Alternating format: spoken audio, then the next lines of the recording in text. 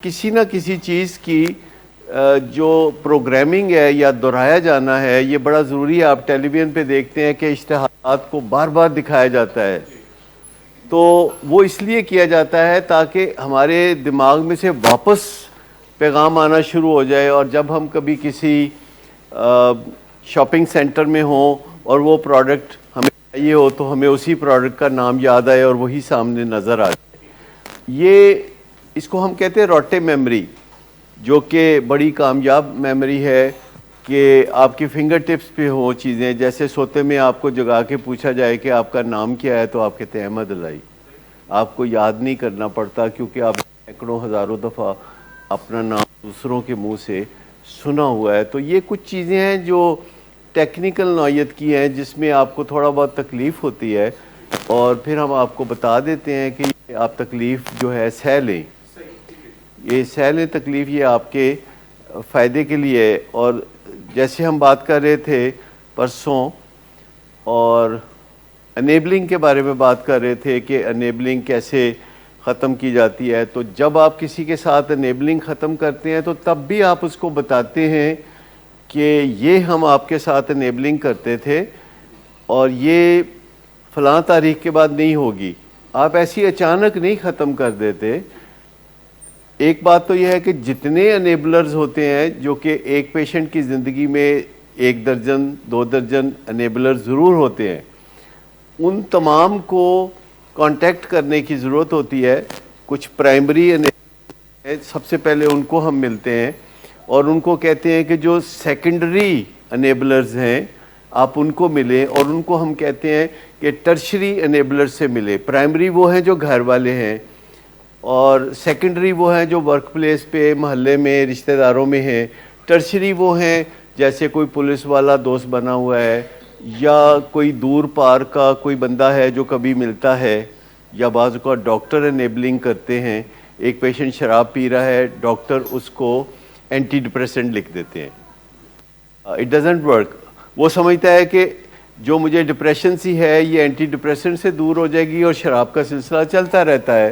مقصد صرف یہ ہے، کیونکہ ہم لوگ آپ کی رسپیکٹ کو جب تک ریسٹور نہیں کریں گے تب تک آپ کے اندر وہ انرجی نہیں آئے گی، اور رسپیکٹ کو ریسٹور کرنے کے لیے یہ بتانا ضروری ہے کہ احمد علائی، یہ جو شام کو آپ کے ساتھ آج کل میٹنگ ہو رہی ہے جو میں کرا رہا ہوں، ان میٹنگز کا مقصد آپ کو بلا وجہ تکلیف دینا نہیں ہے۔ اس کا مقصد یہ ہے کہ چند دنوں میں آپ امیون ہو جائیں اور آپ بے دھڑک کہہ سکیں کہ ہاں وہ باتیں کرو، خود اپنی فیملی کو کہ آج گلا نہیں کیتیاں تسی میں پرانیاں۔ تو اچھا، دوسری طرف یہ جب آپ کے فیملی ممبر یہ باتیں کرتے ہیں اور آپ ان کو پازیٹیولی لینا شروع کرتے ہیں تو ان کو تسلی ہوتی ہے کہ آپ کو احساسیں ضیاع ہے، نقصان کا احساس ہے۔ اور جو انیبلنگ ہے، پھر وہ انیبلنگ بھی نہیں کرتے کیونکہ ساتھ ساتھ ان کو ایجوکیشن مل رہی ہوتی ہے۔ پرائمری انیبلرز کو کہا جا رہا ہوتا ہے کہ سیٹ اے ڈیٹ، ایک ڈیٹ مقرر کر لیں، کیونکہ انیبلنگ آپ ول پاور سے ختم نہیں کر سکتے۔ جیسے اور بہت ساری باتیں ہم ول پاور کے زور پہ نہیں کر سکتے، تو انیبلنگ کی جو ایک عادت ہے جو کہ ہسٹری میں ایمبیڈڈ ہے، انسان ازل سے انیبلنگ کرتا آیا ہے دوسروں کی، اور اس وقت وہ انیبلنگ نہیں تھی، ضرورت تھی۔ کچھ ایسی چیزیں ہیں جو کہ سینکڑوں سال پہلے حتمی ضرورت تھیں، اب وہی چیزیں ضرورت نہیں ہیں، خلاف ضابطہ ہیں۔